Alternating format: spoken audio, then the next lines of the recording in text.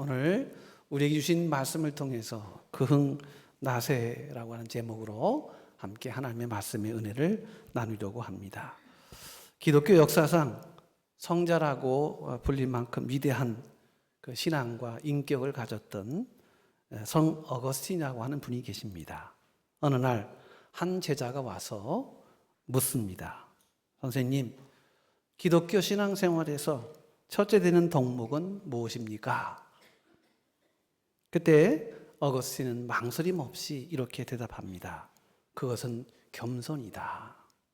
그러면 둘째는 무엇입니까? 그것도 겸손이다. 마지막으로 묻겠습니다. 그러면 세 번째 덕목은 무엇입니까?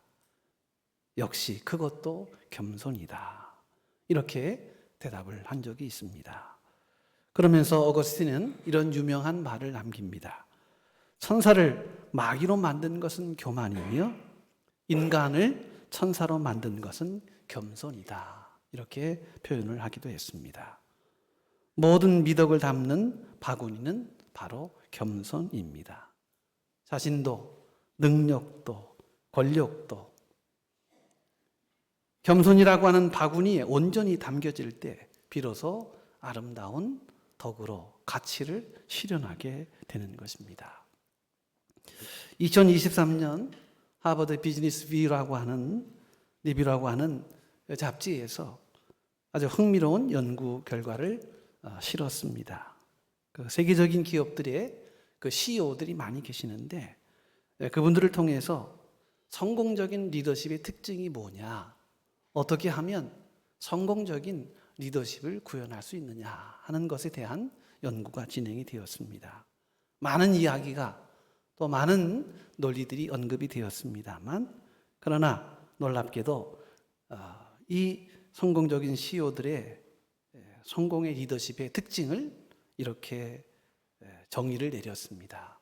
겸손한 리더십이다. 자기를 낮추고 직원들을 세우는 CEO가 이끄는 회사가 더 좋은 성과, 더 고귀한 가치를 실현하게 되었다는 것입니다. 여러분, 세상도 이제 알아가고 있습니다. 자기를 높이는 것이 아니라 자신을 낮추고 다른 사람을 높이고 다른 사람을 세우는 것이야말로 진정한 성공의 길이라는 것을 세상도 압니다. 하물며 우리 그리스도인들은 어떠해야 하겠느냐 하는 것입니다. 그리스도가 이 땅에 오셔서 겸손의 삶을 우리에게 보여주셨습니다. 그러므로 우리도 겸손해야 마땅합니다. 그러나 여전히 그것은 이상일 뿐 우리의 현실은 여전히 평행선을 걷고 있는 것이 우리의 현실입니다. 그래서 오늘 저는 그흥 나세라고 하는 제목으로 이 말씀의 은혜를 받고자 제목을 정했습니다. 이미 아신 분은 아실 거고요. 어떤 분은 이게 무슨 말이냐, 이게 히브리어냐, 헬라어냐, 중국어냐, 라틴어냐. 그런데 여러분, 이 말씀은 오늘 본문의 말씀의 축약입니다. 그는 흥하고 나는 쇠하여야 하리라. 그래서 제목을 그흥나세다 이렇게 정했습니다. 여러분, 오늘 우린 성경에서 이 겸손의 정점을 보여준 한 인물을 만나게 됩니다. 많이 아십니다만 그가 바로 세례 요한입니다. 예수님께서는 이 세례 요한을 여자가 낳은 자 중에 가장 큰 자이다 이렇게 극찬을 아끼지 않으셨습니다. 세례 요한이 누굽니까? 유대 헤로당 때 태어났습니다. 한 늙은 제사장의 아들로 예수님보다 6개월 앞에 태어난 사람이었습니다. 이 세례 요한의 어머니 엘리사벳과 예수님의 어머니 이 마리아는 친족간이었습니다. 그러니까 예수님과 사실 이 세례 요한은요, 4천을 넘어 6천 이내에 있는 친족의 관계인 것입니다. 세례 요한은 제사장 아버지의 영향을 받아서 일찌감치 하나님에 대한 소명을 배우게 되었습니다. 그는 나이 16살에 이제 철이 들자마자 어떤 힘에 이끌려서 광야 에세네파라고 하는 광야의 집단을 들어가서 거기에서 하나님을 향한 깊은 신앙의 세계를 경험하게 됩니다. 그곳에서 낙타 털옷을 입었고요. 꽃에서 채집한 꿀과 메뚜기를 먹고 살았습니다. 이 에세네파라고 하는 이 공동체는요, 자기 자신을 철저히 제어하고 고행을 진행하며 오직 하나님의 뜻만을 위하는 그러한 공동체의 비전을 가지고 모인 일종의 신앙 집단이었습니다. 그곳에서 세례 요한은 그의 나이 16세 이후로 30대 중반에 이르기까지 그곳에서 그는 신앙의 깊은 세계를 경험하게 됩니다.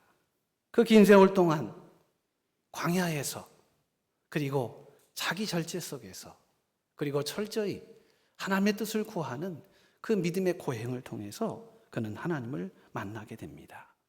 하나님의 깊은 세계를 체험하게 됩니다. 그 많은 시간들을 통과한 이 세례 요한은 영적 내공이 아주 심오한 사람으로 변화를 받게 됩니다. 이때부터 세례 요한이 사역이 시작이 되는데요. 그가 이스라엘의 이 신앙의 세계에 데뷔했을 때의 모습은 놀라운 그런 모습이었습니다. 왜냐하면 여러분 아시다시피 말라기 이후로 400년 동안, 정확히는 세례 요한이 나타나기 전까지는 하나님의 거룩한 이상이 가리워진 시대였고 선지자들이 침묵하던 시대였습니다. 하나님의 말씀은 어두움의 세계 속에 감추어져 있는 그런 세상이었습니다. 그런데 그 어둠을 뚫고 세례 요한이 그 하나님의 역사를 다시 부르짖으며 하나님의 은혜를 선포하게 되었다는 것입니다.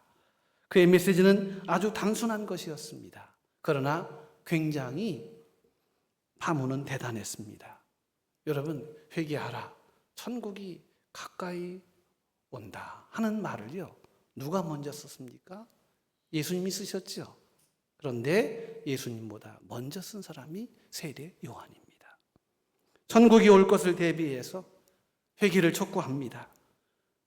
하나님의 새로운 세계가 이 역사의 어둠을 뚫고 다시 오게 될 것임을 외쳤고, 그래서 회개에 합당한 열매를 맺으라고 외쳤던 것입니다. 그리고 그는 하나님의 거룩한 복음을 듣고 세례를 받으라고 요청했습니다. 그의 메시지는 권위가 있었습니다. 당시 유대교회는요, 바리새파, 사두개파, 그리고 서기관들을 중심으로 하는, 말하자면 일종의 종교 카르텔이 있었는데, 그런 사람들마저도 이 세례 요한의 외침을 거절할 수 없을 만큼 세례 요한의 외침은 강력한 외침이었습니다. 누구도 세례 요한의 그 강력한 말씀을 거절할 수가 없었습니다. 이런 모습 때문에 많은 사람들이요, 세례 요한에게 몰려들었습니다. 심지어 사람들은 세례 요한을 가르쳐 당신이 엘리야냐? 당신이 구약에서 예언한 메시아가 아니냐? 그렇게 생각을 했을 정도였습니다. 세례 요한의 일거수일투족에 모든 시선이 집중됩니다. 그가 전하는 말씀을 듣기 위해 사람들은 광야로 구름대처럼 몰려들었습니다.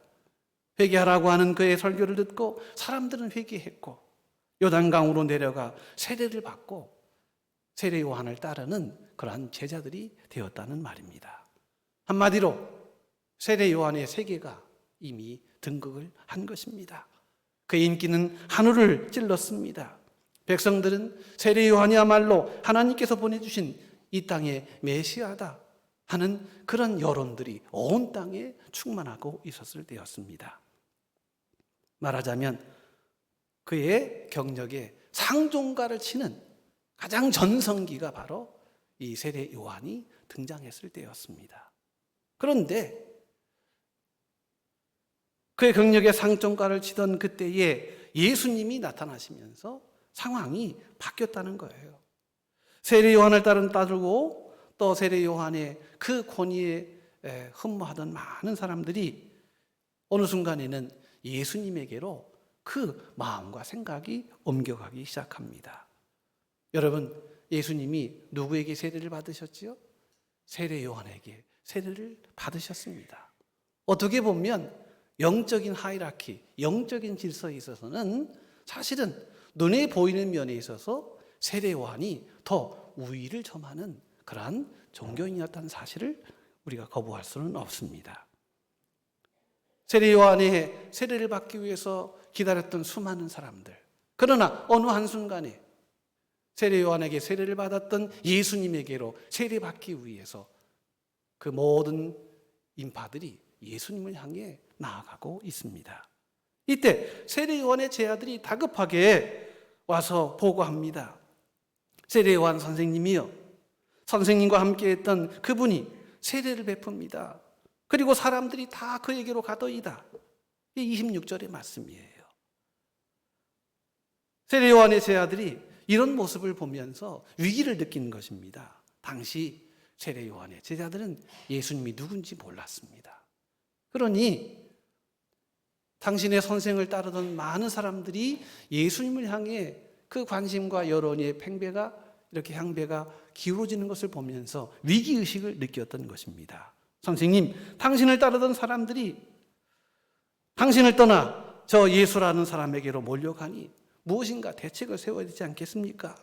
이러다가는 우리 모든 사람이, 나를 따르는 우리를 따르는 사람들이 예수에게로 다 떠나가게 될 것이고, 그러면 우리는 아무도 없게 될 것입니다. 예수님의 이 역사 안에서 세례 요한의 제자들은요, 위기의식을 느끼게 된 것입니다. 그러나 이 결정적인 순간에 세례 요한은 제자들의 이야기에 일희일비하지 않고요, 흥분하지 않습니다. 자신의 제자들이 떠나가는 모습을 눈앞에 보면서 그러나 억울해하거나 분해하지 않습니다. 오히려 세례 요한은 그런 모습을 보면서 제자들에게 이렇게 말씀합니다. 그는 흥하여야 하겠고 나는 쇠하여야 하리라. 이게 오늘 우리가 읽은 본문의 말씀을 제가 간략히 맥락을 말씀을 드렸습니다. 여러분, 오늘 이 세례 요한의 이 고백을 통해서요, 오늘 우리 신앙이 어떤 신앙이 되어야 하는가, 오늘 이 말씀을 통해서 우리 신앙의 이 바른 중심을 오늘 이 말씀을 통해서 같이 생각해 보고자 하는 것입니다. 여러분, 세례 요한이 흔들리지 않았던 이유는 무엇일까요? 인간적으로 생각해 보면 세례 요한은 예수님을 잘 알지도 못했어요. 그렇지만 예수님의 그 새로운 세계를 믿음의 마음으로 기대하면서 예수님의 새로운 세계를 열어가는 마음으로 그 심령을 준비하기 시작합니다. 여러분, 세례 요한이 자기의 제자들을 빼앗겨 가면서도 흥분해하지 않고 그리고 분해하지도 않으며 이렇게 예수님의 사역을 인정할 수밖에 없었던 그 첫 번째 이유, 그것은 바로 자신의 위치와 한계를 정확히 알았기 때문이라는 것입니다. 여러분, 오늘 우리의 신앙의 삶, 겸손한 삶, 이 삶의 그 바탕에는요, 분명한 정체성이 확립이 되어져 있어야 합니다. 세례 요한은 알았습니다. 그는 모든 것이 하나님께로부터 왔다는 사실을 알았습니다. 그래서 27절의 요한은 이렇게 말합니다. 만일 하늘에서 주신 바 아니면 사람이 아무것도 받을 수 없음이라. 이게 무슨 말일까요? 비록 지금 자기를 따르는 수많은 사람들이 많아도 그러나 다 내 것이 아니다. 요한은 자신이 누렸던 인기, 자신의 영향력, 이 모든 것들이 하나님께서 자기에게 잠깐 맡겨주었다는 사실을 인정하게 되었다는 거예요. 우린 이것을 청지기 의식이라고 합니다. 여러분, 내 것이 없습니다. 지금 내가 누리는 인기도, 내가 누리는 권세도, 나를 따르는 수많은 청중들도 내 것이 아니라는 것입니다. 언젠가 주인이 도로 가져가시겠다고 하면 여실히 그 모든 것들을 내주어야 할 수밖에 없는 것이 바로 인생이라는 것이지요. 오늘 세례 요한에게 있어서 어떻게 보면 시기도 나고 샘도 나고 분하기도 하고 억울하기도 할 텐데, 그럼에도 불구하고 그는 그 고백을 철저히 하고 있습니다. 내 것이 아닙니다. 하나님이 주신 바 되지 아니하면 아무도 받을 수 없습니다. 여러분, 우리의 불행은요, 어디서 시작할까요? 소유의식에서 생깁니다. 여지없이요. 있는 사람이나 없는 사람이나 배운 사람이나 못 배운 사람이나, 여러분, 항상 이 소유의식에서 왜곡이 되면 언제나 깊은 그런 죄악의 세계로 빠지게 되는 것입니다. 내 자존심, 내 성취라고 생각할 때 잃어버리는 것이 두렵습니다. 그래서 무엇인가 자기 것이라고 생각하고 늘 집착합니다. 그러나 본래는 빈손이었고 본래는 은혜였다는 사실을 아는 자, 여러분, 그가 참으로 겸손할 수 있다는 거예요. 우리 성도들은요, 자기 정체성을 분명히 해야 합니다. 오늘 세례 요한처럼 인기도 권세도 나를 따르는 추종자들도 세상의 모든 것도 하나님이 주신 것이다. 하나님이 거두어 가시면 나는 아무것도 없다. 여러분, 이게 본래 기독교적인 사유 방식입니다. 그래서 세례 요한은 그가 주력으로 시작했고, 그러나 지금 2등으로 떨어지는 그런 현실에 있어서도 그러나 분명히 자기 자신을 깨닫게 되었다는 겁니다. 그는 자신이 주인공이 아니었다는 사실을 알게 됩니다. 사랑하는 성도 여러분, 세례 요한이 누굽니까? 말씀드린 바와 같이 하나님의 이상과 말씀이 숨겨진 400년 동안의 그 어둠을 뚫고 하나님이 세우신 새 역사의 새로운 촛불로 세우신 하나님의 선지자입니다. 광야에 그의 위침이 울려 퍼졌을 때 온 이스라엘이 들썩였습니다. 예루살렘과 온 유다와 그리고 요단강 사방에서 사람들이 구름대처럼 몰려왔습니다. 제사장들과 레위인들이 예루살렘으로 찾아와 물었습니다. 당신은 누구입니까? 우리가 기다리던 그분 메시아입니까? 엘리야입니까? 선지자입니까? 하도 이 세례 요한의 이름과 명성이 자자하니까요, 수많은 사람들이 와서 물어요. 당신이 메시아입니까? 당신이 엘리야입니까? 당신이 진정한 구세주이십니까? 여러분, 이 순간에 세례 요한에게 얼마나 유혹적인 순간이 많았을까요? 조금만 애매하게 대답하면 됩니다. 글쎄요, 그럴 수도 있겠네요. 그 한마디만 해도 사람들은 그를 추앙할 것이고 그를 메시아처럼 높이 추대했을 것입니다. 여러분, 유혹의 순간이에요. 여러분에게 그런 상황이 임한다면 여러분은 어떻게 답하시겠습니까? 글쎄요, 그럴 수도 있겠지요. 짧게 한마디 하면 여러분, 세상이 바뀔 수 있어요. 삶의 지평이 달라질 수 있습니다.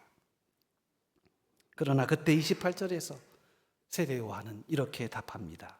나는 그리스도가 아니요, 나는 아닙니다. 당시 사람들은 요한을 메시아로 착각하고 추앙하려고 했습니다. 그리고 말만 애매하게 했어도 세례 요한을 메시아처럼 높였을 것입니다. 그러나 요한은 분명히 선을 긋습니다. 나는 아닙니다. 나는 그리스도가 아닙니다. 나는 빛이 아닙니다. 나는 광야에 외치는 소리일 뿐입니다.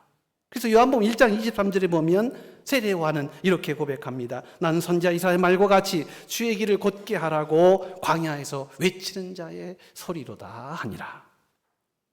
이게 무슨 뜻입니까? 자기는 주인공이 아니라는 거예요. 자신에 대한 명확한 인식을 가지고 있습니다. 나는 주인공이 아니라 나는 주인공을 소개하는 사람이라는 거예요. 나는 빛이 아니라 빛을 증언하러 온 사람이라는 것입니다. 이것이 세례 요한이 갖고 있는 두 번째 자신에 대한 정체성이었습니다. 그는 자신을 왕의 행차를 알리기 위해 먼저 달려가 길을 닦는 전령으로 인식했습니다. 여러분, 전령이 무엇입니까? 왕이 도착하기 전에 소식을 전하는 거예요. 여러분, 소식을 전하는 자가 왕이 아닙니다. 그냥 소식을 전하면 돼요. 그리고 본인은 사라지면 되는 것입니다. 그게 전령이에요. 소리는 뜻을 전달하고 나면 공기 중으로 흩어져야 합니다. 소리가 계속 남으려고 하면 그때부터 그 소리는 소음이 되는 거예요. 자기를 드러내지 않고 예수를 드러내는 것, 나는 주인공이 아니고 나는 조연이라는 것을 인정하는 것, 여러분, 이것이 바로 진정한 겸손의 모습이라는 거예요. 사람들은요, 박수를 칠 때 우쭐해지기 쉽습니다. 자신이 얼마나 대단한 존재라고 하는 사실을 너무 가공하고요, 너무 그 사실을 만들어 자기를 높은 사람으로 위장하려고 합니다. 그래서 이 땅에 살아가는 많은 사람들은요, 양의 차이가 있지 분명한 것은요, 다 메시아 컴플렉스가 다 있습니다. 내가 최고야, 내가 주류야, 내가 1등이야, 내가 전부야, 내가 오라, 이런 메시아 컴플렉스를 다 가지고 있습니다. 그러니 이런 메시아 컴플렉스를 갖고 있는 사람들이 사는 세계인이 얼마나 충돌이 심하겠습니까? 얼마나 스파크가 일어날까요? 교회 안에서조차도 내가 너보다 더 나아, 내가 너보다 더 똑똑해, 내가 너보다 더 훌륭해, 이 도토리 키재기를 얼마나 많이 하는지 모릅니다. 그러나 여러분, 세례 요한을 보십시오. 그는 그냥 소리에 불과합니다. 그는 전령의 삶을 고집합니다. 나는 빛이 아니요, 나는 그리스도가 아니요, 나는 소리입니다. 여러분, 그런 의미에서 이 겸손이라는 말은요, 자기의 정체성을 항상 내가 주인이 아니라는 사실을 인정하는 것입니다. 여러분, 내가 주인이 아니라는 사실을 이렇게 얘기하면 이 포스트 모더니즘, 이 진리 이후의 시대에 이런 얘기를 하면요, 사람들이 고리타분하다고 얘기해요. 지금 어느 시대인데 내가 내 인생의 주인이지, 내가 내 삶의 전부이지, 이렇게 모두가 동의하는 시대 아닙니까? 여러분, 그런 세계관을 가지고 있는 한 이 세상은 결코 겸손하지 못합니다.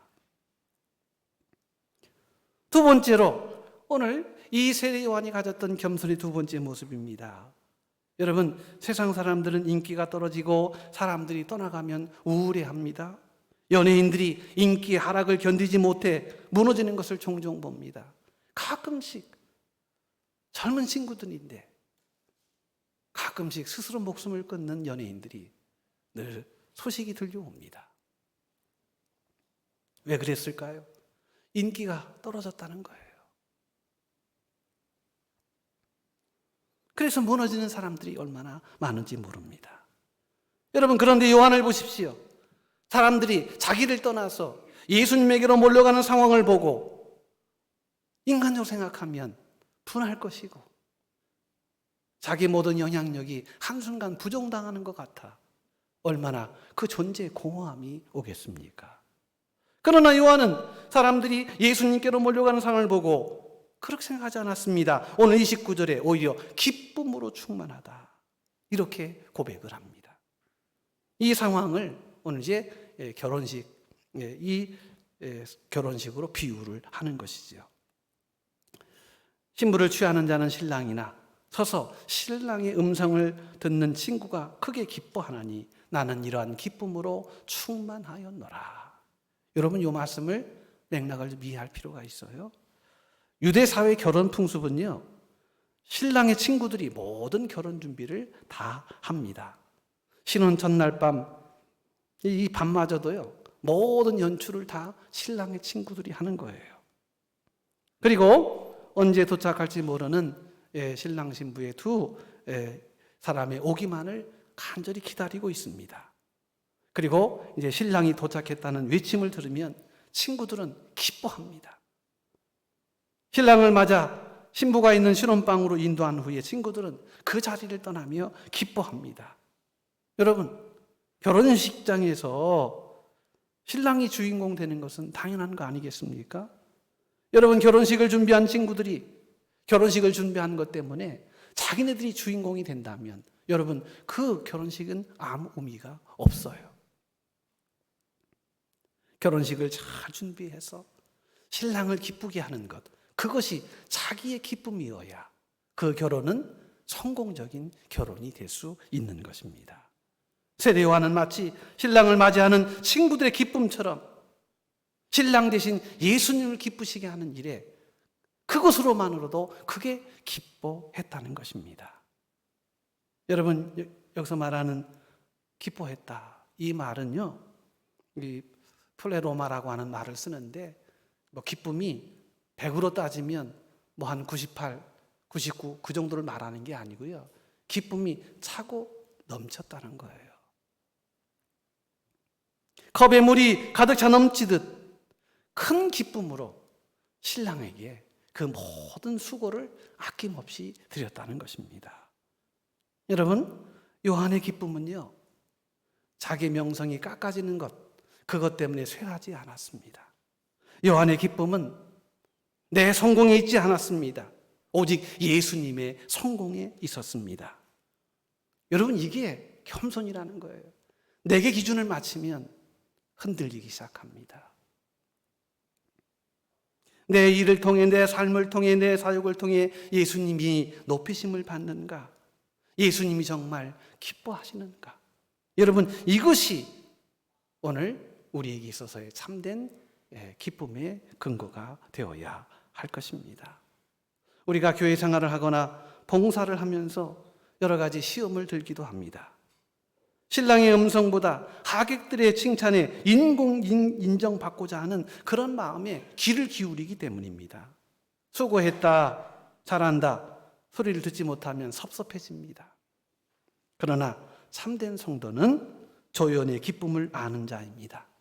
내가 좀 가려지더라도 나를 통해 누군가가 주님을 만나고 나를 통해 주의 기쁨이 되고 나를 통해 교회가 든든히 서는 것이 된다면 그것으로 만족하는 것, 여러분, 그것이 성숙한 그리스도인의 태도입니다. 사랑하는 성도 여러분, 겸손은 나를 중심으로 하는 게 아니고요, 겸손은 상대를 중심으로 하는 것입니다. 그래서 나를 낮추는 게 겸손이 아니에요. 우리 유교적 삶은요, 자꾸 자신을 낮추려고 해요. 너무 낮추다 보니까 결국은 내가 없는 사람처럼 보인단 말이죠. 여러분, 겸손은 나를 낮추는 게 아닙니다. 남을 높이는 것입니다. 이게 겸손이에요. 그러면서 오늘 진정한 겸손의 모습을 말씀하고 있습니다. 주를 위해 기꺼이 거룩한 소멸을 선택하는 것, 그것이 겸손이라는 거예요. 오늘 신앙의 이 절정인 이 본문의 말씀에 30절에 나오는 이 결론 말씀을 우리가 보게 됩니다. 그는 흥하여야 하겠고 나는 쇠하여야 하리라. 그래서 그냥 줄여서 그흥나세로 부르는 것입니다. 여러분, 이 시대가 어떻습니까? 이 시대는 좀 다른 것 같아요. 나흥 너세, 나는 흥하고 너는 쇠하여야 하리라. 나흥 너세의 세상인 것 같아요. 오늘 우리가 사는 시대는 무한 경쟁의 시대입니다. 남을 밟지 않고는 올라갈 수 없는 그런 비참한 경쟁의 구도가 만들어져 있습니다. 그러니까 남이 쇠해야 내가 흥하는 것이죠. 또 어떤 사람은 말합니다. 주님도 흥하고 나도 흥하자고 하는 그 흥나흥의 꿈을 꾸기도 합니다. 여러분, 그러나 신앙의 세계는 그 흥나흥이 아닙니다. 요한은 예수님의 흥함을 위해 자신의 쇠함을 필연적 사명으로 받아들인 거예요. 나는 사라지고 주님이 높임 받아야 한다. 이게 겸손의 모습이라는 거예요. 오늘 30절에 이 짧은 고백을 보면서요, 이게 신앙의 정수예요. 이게 신앙의 본질입니다. 헬라 원문에 보면요, 오늘 우리 말보다 더 아주 근원적으로 아주 강조하는 내용이 있습니다. 그는 흥하고 나는 쇠하여야 한다. 그 흥한다는 말은요, 커진다는 말이에요. He must increase. 그가 쇠한다는 말은요, 작아진다는 말입니다. I must decrease.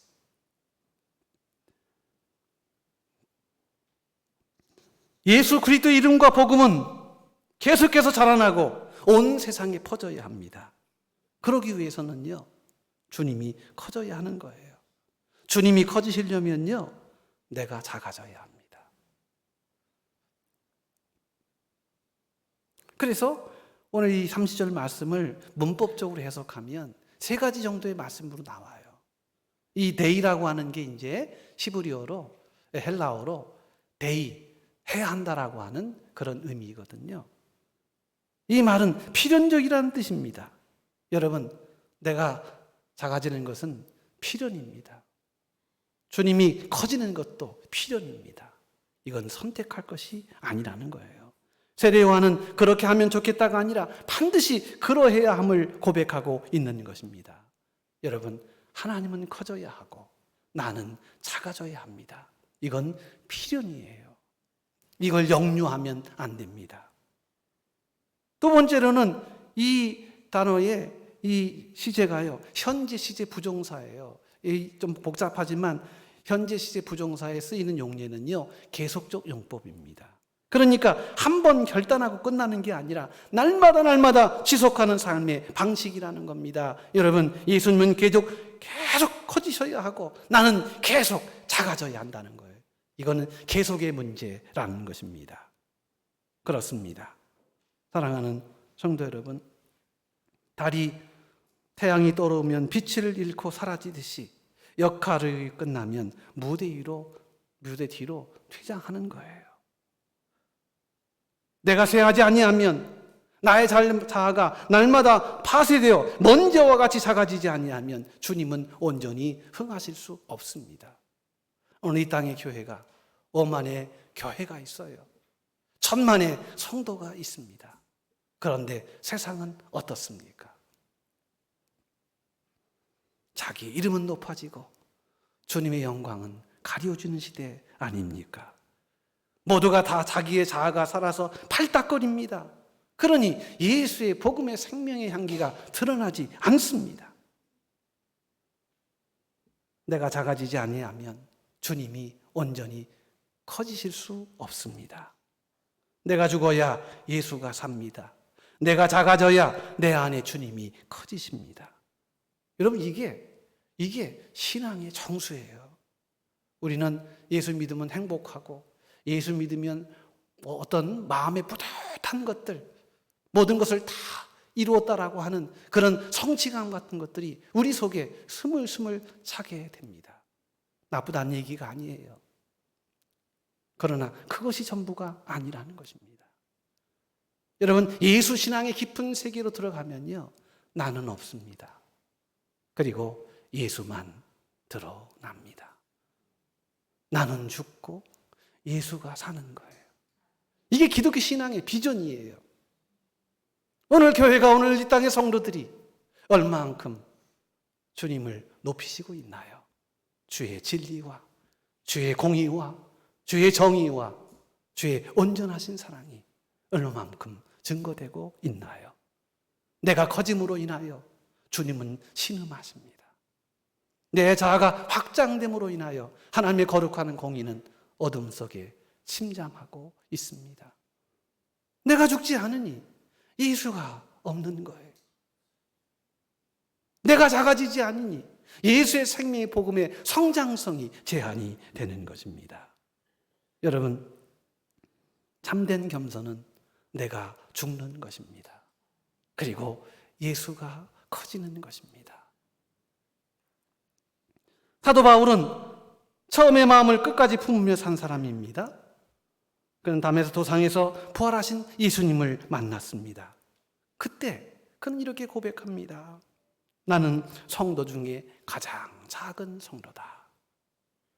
그는 놀라운 사역을 통해 초대교회에서 가장 인정받는 최고의 지도자가 되었습니다. 그러나 말년에 그는 고백합니다. 나는 죄인 중에 괴순이라. 나는 자랑할 것이 아무것도 없다.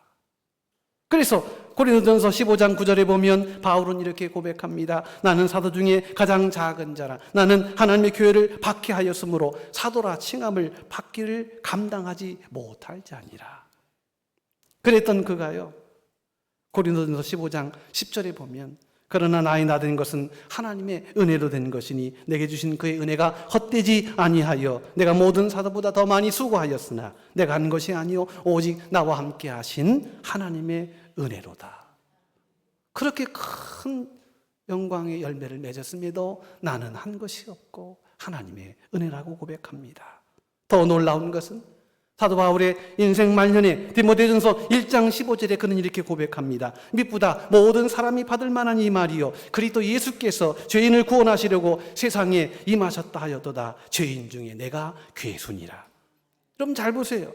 세월이 가면 갈수록, 세월이 흐르면 흐를수록 그의 사역이 정점에 이르면 이를수록, 그의 사역이 확장되면 확장될수록 놀랍게도 그 자신은 점점 작아지게 됩니다.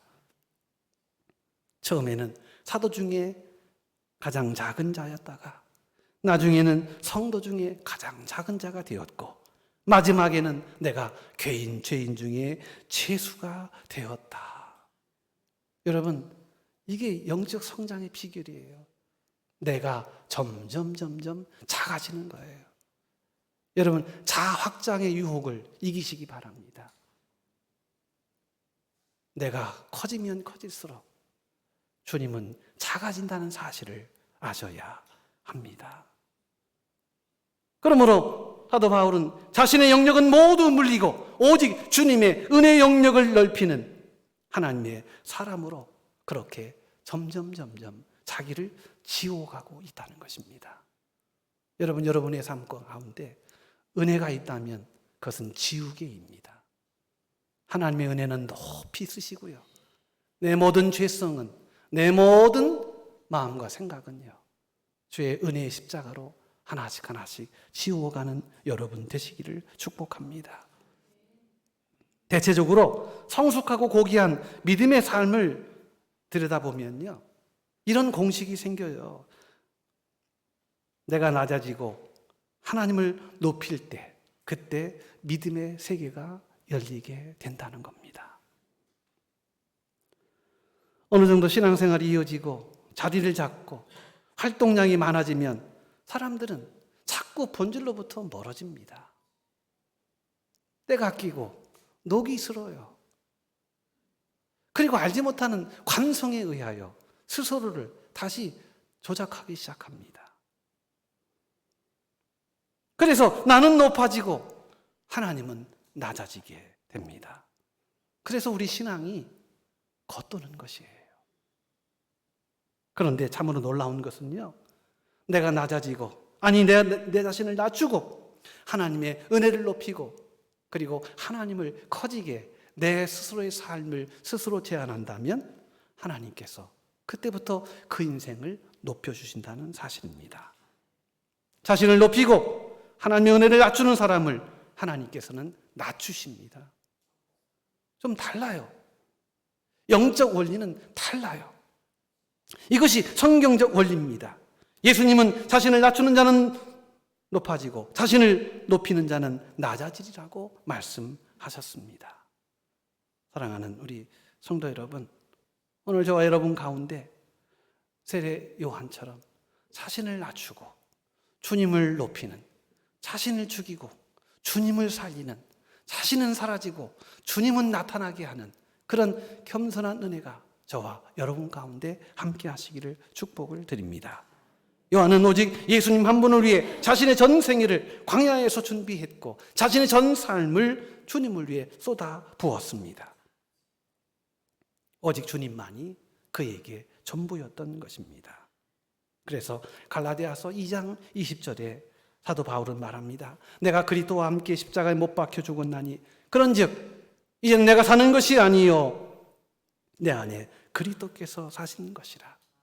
이제 내가 육체 가운데 사는 것은 나를 사랑하사 나를 위하여 자기 아들을 버리신 하나님의 아들을 믿는 믿음 안에서 사는 것이니라. 여러분, 이게 겸손이라는 거예요. 그냥 자기만 감추고 그냥 그럴듯하게 우리 스스로를 관리하는 것, 그게 겸손이 아닙니다. 사나 죽으나 있으나 없으나 강하나 약하나 높으나 낮으나 여러분 오직 드러나는 것은 주님이어야 할 줄로 믿습니다. 행복할 때만 주님을 나타내시겠습니까? 그러면 어려울 때는 주님이 나타나시면 안 되겠습니까? 어느 때이든지 나타나는 이는 그리스도이어야 하는 것입니다. 알량하고 부패한 자신을 높이기 위해 주님을 낮추는 어리석음을 반복해서는 안 됩니다. 날마다 저 십자가에 나의 모든 욕심을 박으십시오.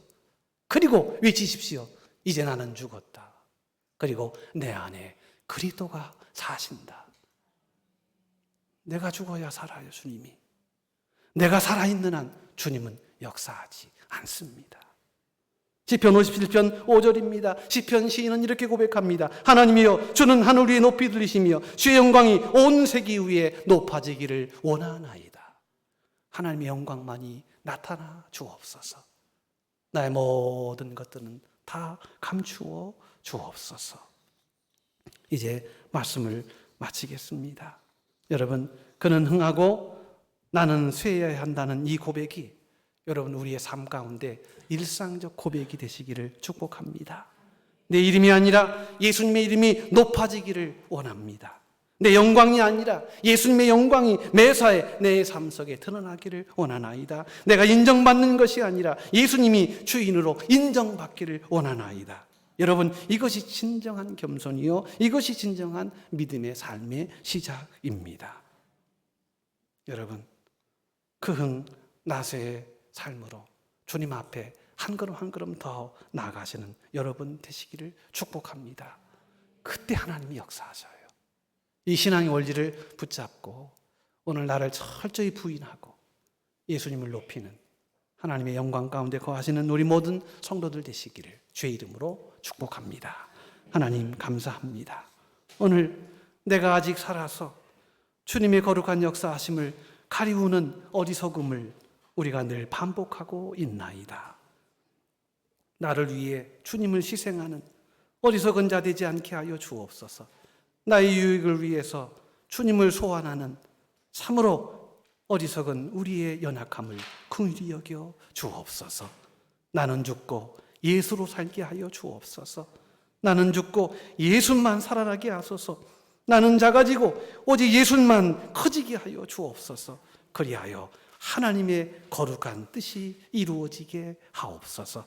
오늘 주의 말씀으로 다짐하고 결심하는 종들의 삶을 복되게 하시고 또 이 구정의 연휴를 통하여 하나님의 더 귀하신 사랑을 가슴속으로 채워가는 은혜의 시간 되게 하여 주옵소서. 예수님의 이름으로 감사하며 기도 올리옵나이다. 아멘.